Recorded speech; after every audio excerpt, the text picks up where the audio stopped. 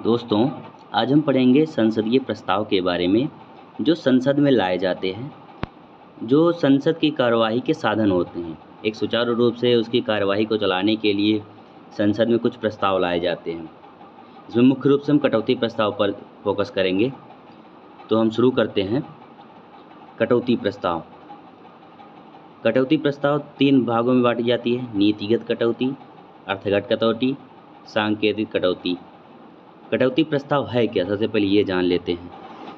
कटौती प्रस्ताव ये है जब संसद में अनुदानों की मांग होती है और वह लोकसभा में प्रस्तुत किया जाता है उस मांग को, तो उसमें मतदान होता है। मतदान के दौरान इस संसद उसके पहले इस पर बहस होती है। तो बहस में सदस्य जो होते हैं अनुदान मांगों पर कटौती के लिए प्रस्ताव भी ला सकते हैं, जिसे कटौती प्रस्ताव कहा जाता है। जो 3 प्रकार के होते हैं, जैसा मैंने अभी बताया: नीतिगत कटौती, अर्थगत कटौती, सांकेतिक कटौती। यह सिर्फ लोकसभा में लाया जा सकता है। इसमें किसी योजना जो कार्यक्रम है उसके जो मांगी गई अनुदान धनराशि उसमें कटौती की जाती है, जिसमें बताया गया किसी योजना या कार्यक्रम के लिए सरकार के द्वारा मांगी गई धनराशि में कटौती की जाती है और यह केवल लोकसभा में ही लाया जा सकता है।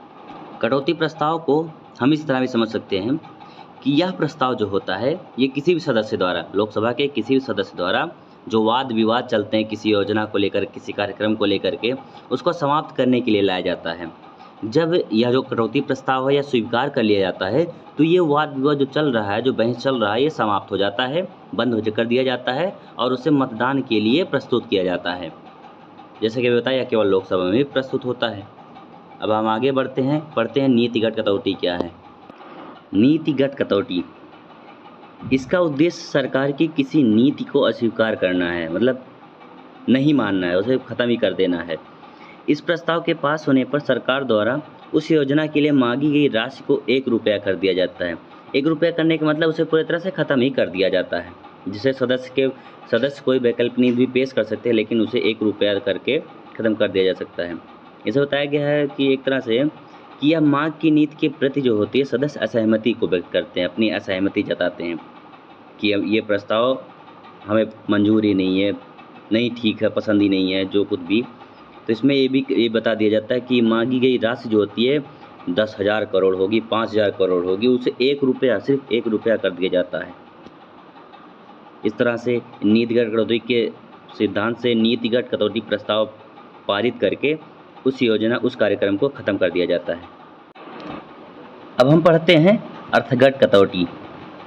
अर्थगत कटौती में कहा गया है कि इस प्रस्ताव के पास होने पर सरकार द्वारा उस योजना के लिए मांगी गई राशि में से एक निश्चित राशि कम कर दी जाए। मतलब जैसे मांगी गई है मान लो 5,000 करोड़, तो हमें उसे एक निश्चित राशि, जैसे हमारी उसने एक निश्चित राशि, जैसे मान लो 5,000 करोड़ को हम 3,000 करोड़ ही कर देते हैं, तो ये इसे कहते हैं अर्थगत कटौती। यह क्यों किया जाता है? मतलब जैसे जब ये जो प्रस्तावित खर्चे दिखाए गए हैं, अनुदान दिखाए गए हैं, इससे क्या होता है, जैसे 5,000 करोड़ दिखाया गया, इससे हमारी अर्थव्यवस्था पर कुछ प्रभाव पड़ रहा है। तो संसद के सदस्य इस कटौती के माध्यम से उस अनुदान पर एक मांगी गई राशि जो है एक निश्चित सीमा तक कम कर दिया जाता है, जिसे अर्थगत कटौती कहा जाता है। यह कर करके उसे पारित कर दिया जाता है, तो उसमें से एक निश्चित राशि कम कर दी। जैसे मैंने बताया कि 5,000 करोड़ रुपए की अनुदान की मांग हुई, उसमें से कम करके 3,000 करोड़ या 4,000 करोड़, जो कुछ भी कहे, जैसे भी उन पर इफेक्ट पड़े, ऐसा करके यह प्रस्ताव पारित कर दिया जाता है। अब हम पढ़ते हैं सांकेतिक कटौती। यह भारत सरकार के किसी दायित्व से संबंधित होता है। इसमें कहा जाता है कि मांग में ₹100 की कमी की जाए। जैसे भारत सरकार का कोई दायित्व, कोई उसका बहुत बड़ा रोल हो उसमें, तो ये कहा जाता है कि इसमें ₹100 की कमी की जाए। ₹100 की कमी, जैसे 2,000 करोड़ की मांग हुई, 1,000 करोड़ की मांग हुई, 500 करोड़ की मांग हुई, उसमें ₹100 कम कर दिया, उससे क्या ही फ़र्क पड़ता है। लेकिन ये एक दर्शाता है ₹100 की कमी कि हम आप पर नज़र रखे हुए हैं, कभी भी कुछ भी गलत चीज़ नहीं होनी चाहिए। इसको कहने का मतलब ये एक तरह से उस पर अपना शिकंजा कसना होता है, एक तरह से कहा जाए कि ₹100 की कमी कर दिया, मतलब उस पर नज़र रखना कि हाँ, इसमें और भी कम कर सकते हैं, तो वो ढंग से अपना काम करें, ढंग से उसका उपयोग अच्छी जगह पे अच्छे सही से करें। इसमें एक और कुछ भी बताया गया है कि यह केवल एक प्रकार की मांग से संबंधित होना चाहिए, मतलब इसके लिए शर्तें रखी गई हैं। कटौती प्रस्ताव जो सांकेतिक कटौती है, इस पे एक ही प्रकार से मांग से संबंधित होनी चाहिए, यह केवल एक मामले से ही संबंधित होनी चाहिए, इस पर किसी प्रकार की अनावश्यक बातें नहीं होनी चाहिए। यह जो संघ सरकार के कार्यक्षेत्र बाहर किसी विषय का उल्लेख नहीं होना चाहिए, मतलब यह भारत सरकार के किसी दायित्व से संबंधित होता है। जाहिर सी बात है, यह संघ सरकार मतलब भारत सरकार से कि यह बाहर की नहीं होनी चाहिए। भारत की संचित नीति में भारत व्यय से संबंधित कोई विषय नहीं होना चाहिए। भारत व्यय से संबंधित कोई विषय नहीं होना चाहिए, मतलब भारत की संचित निधि पर जो भारत व्यय है इससे संबंधित कोई विषय नहीं होना चाहिए। इसके द्वारा विशेषाधिकार का कोई प्रश्न नहीं उठाया जा सकता है इस सांकेतिक कटौती में। ऐसे ऐसे इसके लिए शर्तें रखी गई हैं। ये जो कटौती प्रस्ताव हैं इनका ज़्यादा उपयोगिता नहीं है, ये केवल सदन में लाए जाते हैं, इन पर चर्चा होती है, लेकिन सरकार की बहुमत है, इसके कारण यह पास नहीं हो पाता है। यह केवल कुछ हद तक सरकार पर अंकुश लगा सकता है, बस ये कटौती प्रस्ताव का इतना महत्व है। अब हम बात करते हैं दूसरे प्रस्ताव, जैसे अविश्वास प्रस्ताव पहला हो गया। जैसा कि हम जानते हैं, संविधान के अनुच्छेद 75 में कहा गया है कि मंत्रिपरिषद लोकसभा के प्रति सामूहिक रूप से उत्तरदायी होता है। इसका मतलब है कि मंत्रिपरिषद तभी तक सत्ता में है जब तक उसे सदन में बहुमत प्राप्त है। दूसरे शब्द में कह सकते हैं, लोकसभा मंत्रिमंडल को अविश्वास प्रस्ताव पारित कर हटा सकती है, मतलब जब तक उसे सदन में बहुमत प्राप्त है तब तक वो सत्ता में। जैसे ही बहुमत अविश्वास प्रस्ताव आके बहुमत खत्म हुआ, तैसे मंत्रिपरिषद विघटित हो गई। इसमें बताया कि इस प्रस्ताव को विपक्ष के द्वारा लाया जाता है। जब भी विपक्ष पार्टी को ऐसा लगता है कि इस सत्ता में सहमति नहीं है, बहुमत नहीं है, तो वह अविश्वास प्रस्ताव ला देता है कि आप अपना प्रस्ताव आप अपनी सहमति मतलब बहुमत दिखाइए, प्रस्तुत कीजिए। और यह सिर्फ लोकसभा में लाया जाता है क्योंकि यह लोकसभा के प्रति उत्तरदायी होता है, जाहिर सी बात है। इसके पारित होने पर मंत्रिपरिषद को त्यागपत्र देना पड़ जाएगा। जैसे अविश्वास प्रस्ताव पारित हो गया, मंत्रिपरिषद जो सत्ता में है उस त्यागपत्र दे देगी। यह पूरी मंत्रिपरिषद या केवल एक मंत्री के विरुद्ध लाया जा सकता है। इसमें मतलब दो ऑप्शन है कि एक पूरी की पूरी मंत्रिपरिषद होती है, उसके प्रति लाया जा सकता है, किसी एक मंत्री के लिए लाया जा सकता है। एक सत्र में केवल एक बार ही लाया जा सकता है, यह एक सत्र में केवल एक बार ही लाया जा सकता है। अब तक लोकसभा में 27 बार अविश्वास प्रस्ताव लाए जा चुके हैं। 27 बार अविश्वास प्रस्ताव लाए जा चुके हैं। और इसमें बताया गया है कि जो प्रस्ताव है इसको समर्थन है 50 सदस्यों की सहमति जरूरी है। जब तक 50 सदस्य सहमति नहीं देंगे तब तक यह प्रस्ताव लाया ही नहीं जा सकता। अब हम पढ़ते हैं विश्वास प्रस्ताव, कॉन्फिडेंस मोशन। इसमें जो खंडित जनादेश के परिणाम स्वरूप जो त्रिशंकु संसद है, अल्पमत सरकार तथा गठबंधन सरकार आदि की परिस्थितियों से निपटने के लिए एक प्रक्रियात्मक उपाय के तौर पर विश्वास प्रस्ताव का प्रावधान किया है। इसमें जो क्षीण बहुमत वाली सरकारें होती हैं, जो मतलब सदन सत्ता में नहीं होती, उनको सदन में बहुमत सिद्ध करने के लिए राष्ट्रपति द्वारा निर्देशित किया जाता है। जो भी सरकार एक समय होती है, कभी कभी स्वयं बहुमत सिद्ध करने के लिए विश्वास प्रस्ताव लाती है।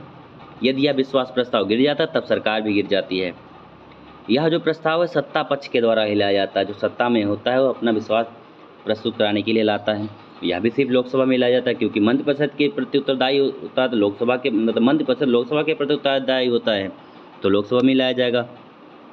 हर आम चुनाव के बाद लोकसभा में बहुमत साबित करने के लिए यह विश्वास प्रस्ताव लाया जाता है। जब जब आम चुनाव होता है तब तब लोकसभा में विश्वास प्रस्ताव लाया जाता है। अगर विश्वास मत हासिल न कर पाती है जो सरकारें, तो इसमें एक तरह से कहा जाए तो विश्वास प्रस्ताव तब भी सरकार गिर जाएगी, सरकार को ख़त्म हो जाएगी। अभी तक विश्वास मत हासिल न कर पाने वाली सरकारें जैसे चौधरी चरण सिंह की सरकार है, बीपी सिंह की सरकार है, चंद्रशेखर सरकार है, अटल बिहारी वाजपेयी की सरकार है, ये सभी अपना ही विश्वास प्रस्ताव पारित नहीं कर पाए। इनके खुद का विश्वास सदन में नहीं रह पाए, मंत्रिपरिषद विश्वास नहीं दे पाई। अब हम पढ़ते हैं स्थगन प्रस्ताव।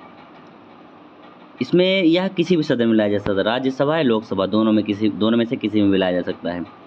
सदन के किसी भी सदस्य द्वारा लाया जा सकता है, मतलब सदन का कोई भी सदस्य हो वो ला सकता है, मगर सदन में प्रस्ताव तभी स्वीकार किया जाएगा जब कम से कम 50 सदस्य उसमें अपनी सहमति जता दिए हों। किसी गंभीर विषय पर सदन का ध्यान आकर्षित किया जाता है और सदन में जो कार्य हो रहा होता है उसी का स्थगित करके इस विषय पर चर्चा की जाती है। जैसे कोई ऐसा विषय आ गया, कोई ऐसे सदन में चर्चा करने के लिए आ गई जो लोक महत्व के लिए है और उसे जरूरी है तुरंत के तुरंत चर्चा करने के लिए, अविलंब हो रहा है, अविलंब ना करते हुए इसमें यह प्रस्ताव लाया जाता है। इससे क्या होता है, सदन में जो भी कार्य चल रहा हो, जो भी विषय की चर्चा चल रही हो तो वो स्थगित हो जाती है। और ये जो प्रस्ताव लाया जाता है, ये जो मतलब इसके जिसके लिए प्रस्ताव लाया जाता है, जिस चर्चा के लिए, जिस विषय के लिए, उस पर चर्चा होनी शुरू हो जाती है। स्थगन प्रस्ताव जब ये आता है, कम से कम 2.5 घंटे की चर्चा होनी चाहिए, इससे कम नहीं होनी चाहिए। इसके माध्यम से ऐसे मुद्दों को ही उठाया जा सकता है जो निश्चित हो, तथ्यात्मक हो, अत्यंत जरूरी हो या लोक महत्व के बारे में ही हो। यह प्रस्ताव तभी लाया जा सकता है, स्थगन प्रस्ताव। यह एक से अधिक मुद्दों को इसमें शामिल नहीं किया जा सकता। जब स्थगन प्रस्ताव लाया जाता है तो एक से अधिक मुद्दों को इसमें शामिल नहीं किया जा सकता। एक बार में एक ही मुद्दा होगा, उस पर चर्चा की जाएगी। उसके माध्यम से किसी विशेषाधिकार के प्रश्न को नहीं उठाया जा सकता है, या ऐसे किसी विषय पर चर्चा नहीं की जा सकती है जो न्यायालय में विचाराधीन हो। और किसी पृथक प्रस्ताव के माध्यम से, मतलब स्थगन प्रस्ताव के माध्यम उठाए गए विषयों को पुनः उठाने की अनुमति नहीं होती है। अब हम बात करते हैं निंदा प्रस्ताव।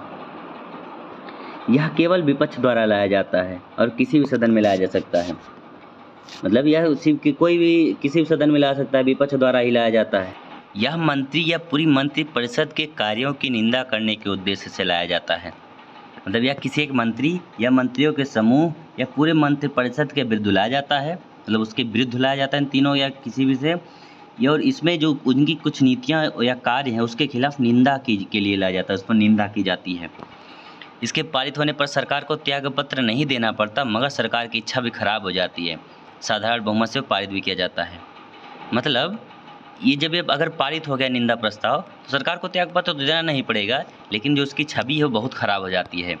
और यह जो प्रस्ताव है यह साधारण बहुमत से ही पारित हो जाता है। अब हम बात करते हैं ध्यान आकर्षण प्रस्ताव। यह सदन का ध्यान लोकहित के किसी विषय पर आकर्षित किया जाता है। मतलब इस प्रस्ताव द्वारा सदन का कोई सदस्य सदन के पीठासीन अधिकारी की अग्रिम अनुमति से, मतलब उसके परमिशन लेकर के, किसी मंत्री का ध्यान जो अविलंबीय लोक महत्व के किसी मामले पर आकृष्ट कर सकता है। मतलब जैसे कोई लोक महत्व की बातें हैं उसके लिए यह प्रस्ताव लाया जाता है, उसका ध्यान आकर्षित करने के लिए, किसी मंत्री का ध्यान आकर्षित करने के लिए, सदन के पीठाधिकारी का ध्यान एकत्रित करने के लिए। लेकिन इसे पीठासीन अधिकारी की पहले अनुमति जरूरी है। जैसे यह शून्यकाल की तरह ही संसदीय प्रक्रिया में यह भारतीय नवाचार है जो 1954 से अस्तित्व में है। अब हम बात करते हैं धन्यवाद प्रस्ताव। प्रत्येक आम चुनाव के पहले सत्र एवं वित्तीय वर्ष के पहले सत्र में राष्ट्रपति सदन को संबोधित करते हैं। धन्यवाद प्रस्ताव में बताया गया है, जब जैसे पहली नई लोकसभा बनी तो उसमें भी राष्ट्रपति धन्यवाद प्रस्ताव प्रस्तुत करते हैं, संबोधित करते हैं सदन को। या जो वित्तीय वर्ष का पहला सत्र चालू होता है तब भी राष्ट्रपति संबोधित करते हैं। राष्ट्रपति पूर्ववर्ती वर्ष और आने वाले वर्ष में सरकार की नीतियों और योजनाओं का खाका खींचता है। मतलब जो राष्ट्रपति होता है वो पहले सरकार जो थी और आने वाले सरकार की नीतियाँ जो हैं, पहले की नीतियाँ और अब आने वाली नीतियाँ और उनका योजना जो है उनके बारे में बताते हैं, उनकी प्रशंसा करते हैं, क्या क्या काम किया, कैसे किया। दोनों सदनों में इस पर चर्चा होती है, इसी को धन्यवाद प्रस्ताव कहा जाता है। तब दोनों सदनों में इस पर चर्चा की जाती है, क्या क्या कहा गया, क्या कहा, मतलब क्या उसकी सरकार की नीतियों के बारे में क्या क्या बताया गया, क्या किया उन्होंने, क्या करने वाले हैं, तो इस पर चर्चा होती है। इस प्रस्ताव का सदन में पारित होना आवश्यक है, नहीं तो इसका तात्पर्य सरकार का पराजित होना है।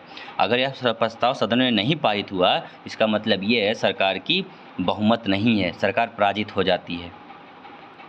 राष्ट्रपति के इस संबोधन को ब्रिटेन के राजा का भाषण से लिया गया, मतलब ब्रिटेन के राजा कहा जाता है एक तरह से। और यह दोनों सदनों में इस पर चर्चा होती है। और हम मिलते हैं अगली क्लास में। जय हिंद।